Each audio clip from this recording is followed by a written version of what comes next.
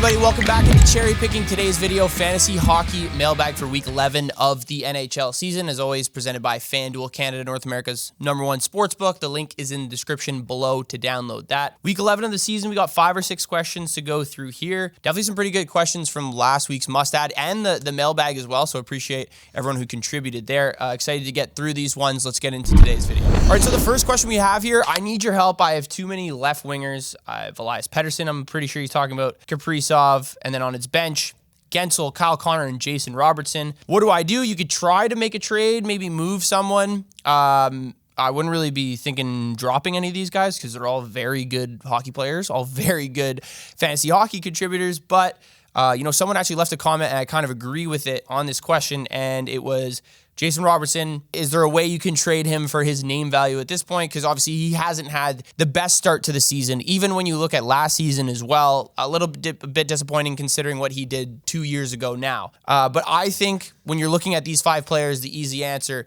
is Jason Robertson. The goal scoring ability of all the other guys, I think, is just too high. Like Pettersson, very skilled player. I know he lacks a little bit of motivation here and there, but he's also one of the best passers in the NHL. We've seen that for the past 2-3 seasons. Whoever's really on his line is flourishing. Jake DeBrusk being a really good example of that this season so far. Kirill Kaprizov, he's going to win the MVP. You're obviously not moving him. Jake Gensel, he plays with Nikita Nichushkin, who is the best playmaker in the NHL, arguably the best player in the NHL too. So you can't move him. I think we're going to see him score 40 goals this year. And then Kyle Connor, elite goal scorer for the Winnipeg Jets. They rely on him heavily. And as long as he stays healthy, he's someone you're going to want to have in your team. I understand Robertson has 7 points in his last 6 games while I'm recording this video, but over that same span, he's 7th on the team in individual expected goals for. So individually, he's not creating a ton of offense. And I challenge you to go watch one of these Dallas Stars games and tell me that you would want Jason Robertson on your fantasy hockey team. For whatever reason, ever since he's been in the league, just even when he had his 100-point season, I've always found him like a little sluggish, a little slow. He looks like he lacks motivation out there as well. Like his body language isn't always the best. Maybe that's just a personal opinion of mine. However, I think all these other guys that are really on this list that you've listed are better players. So I would try to trade Jason Robertson for maybe a defenseman or a center, it seems like, are positions that you'll need. And yeah, you're banking on the fact that his name value is going to carry his value here. All right, the next question we have, what to do with Nichushkin, trade for Raymond or Batherson? To be honest, I would just keep him. I know it's a little worrisome considering all the off-ice issues he's had over the last 2 seasons. He's entered the NHLPA Players Assistance Program. He had that little snafu when the Avalanche were in the playoffs 2 years ago with the hotel and whatever ended up going on there. Now you bring up Raymond and Batherson. Both of them are at their absolute peak value. I would be surprised if honestly anyone would want to trade you Batherson or Raymond for Nichushkin at this point. Because when you look at it from a from a far perspective, Batherson and Raymond, both guys who have 30-plus points on the season. Nichushkin has 12 points, and a lot of people some people might not know, he's only played 16 games. But what you're looking at from that point of view, sure, it's better to have Batherson or Raymond, but like I said, you're getting these 2 guys at probably their peak value. How much better does it get from here? Are they going to be 2 points per game for the rest of the season? No, they're probably going to stay steady at this or regress a little bit. Drake Batherson, 33 points, 13 goals. He plays on that first line with Josh Norris and Brady Tkachuk and plays on the first power play. Obviously, very good situation to be in. Lucas Raymond, 31 points so far in the season, 12 goals in 30 games right now, playing on that top line with Tarasenko and Dylan Larkin. We've seen him play with DeBrincat and Larkin. We've seen him moved off this line and play on the second line as well, especially with how poorly the Red Wings are playing. His volatility in the lineup could be something you won't want to trade for. I kind of agree with. Now, Nichushkin, as I mentioned, he's only played 16 games with 12 points, 8 goals through those 16 games. He's playing on the second line with Casey Middlestat and Ross Colton. Maybe they don't have the same sort of name value as Brady Tkachuk and Josh Norris, Tarasenko and Dylan Larkin, but Ross Colton was absolutely buzzing before he got hurt. At the beginning of the season, Casey Middlestat has proven he can be a really good second-line center over the past 2 seasons too. And Nichushkin's playing on, if not the best power play in the NHL, a top 3 power play unit. So I wouldn't trade Nichushkin at this point. I think his upside is higher than Batherson and Raymond. Already through 16 games, he has 8 goals. That's close to what these guys have. A lot of these guys are going to be, Raymond and Batherson are going to be assist merchants first. Nichushkin's going to be the goal scorer, so I think you want to hold on to him. All right, the next question we have, I talked about picking up Oliver Bjorkstrand for this week, and someone asked me, Shane Wright has center and right wing eligibility in Yahoo Fantasy. Would you take him over Bjorkstrand in that case? Now you're looking at it for this week. I'll answer it for this week, and I'll answer it for maybe the rest of the season as well. No, I would not. I would not. Shane Wright has come up from Coachella this year. Like, he started in Coachella at the beginning of the year, and has come up since then. And since the start of December, he's been playing well. He's been putting up some pretty solid numbers. You can't deny that.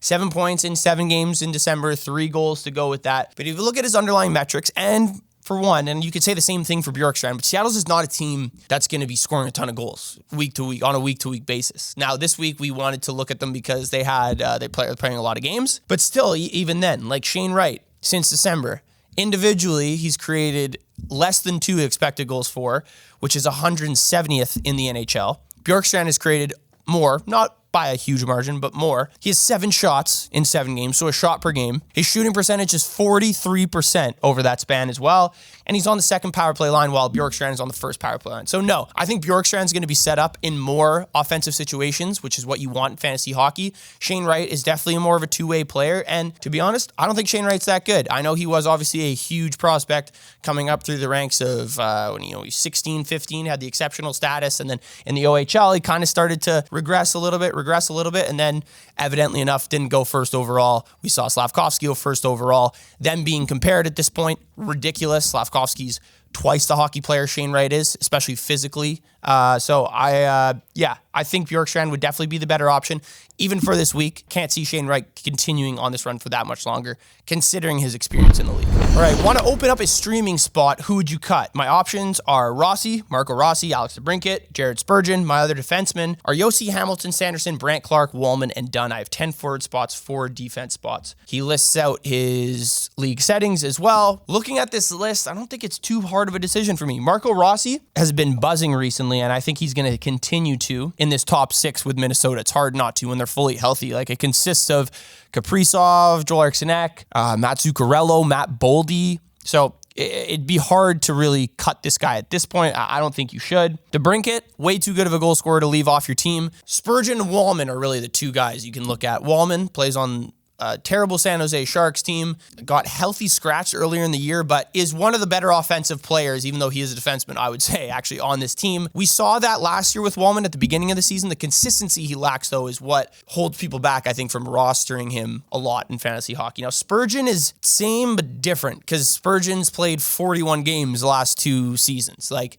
very injury prone at this point of his career. He's getting a little bit older. He's never really been like the offensive defenseman either. He's definitely more of like a reliable guy that you can, if there's a 2-on-1, he's gonna be laying down the stick to maybe block that pass, intercept that pass, and let it go the other way. But he's scoring a ton of goals for this team? No. Is he getting some secondary assists? Sure. But either of those guys, I think, are very disposable at this point for those 2 reasons that I just mentioned. All right, so the last question we have is referring to the Winnipeg Jets, asking about a guy who's come up from the Moose, a guy they drafted in 2021, Nikita Chibrikov. Is he going to stay up with the team? Pretty much is what this guy is asking. Is he worth a stream?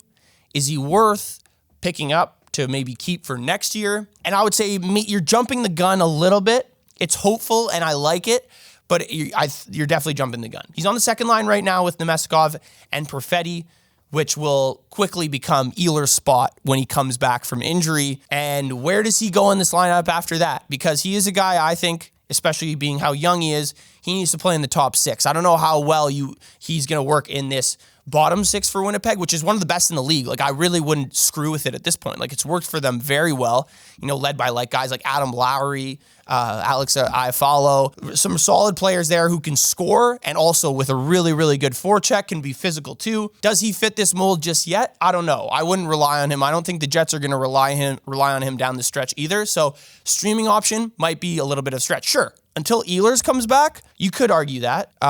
He's playing on the second power play unit as well.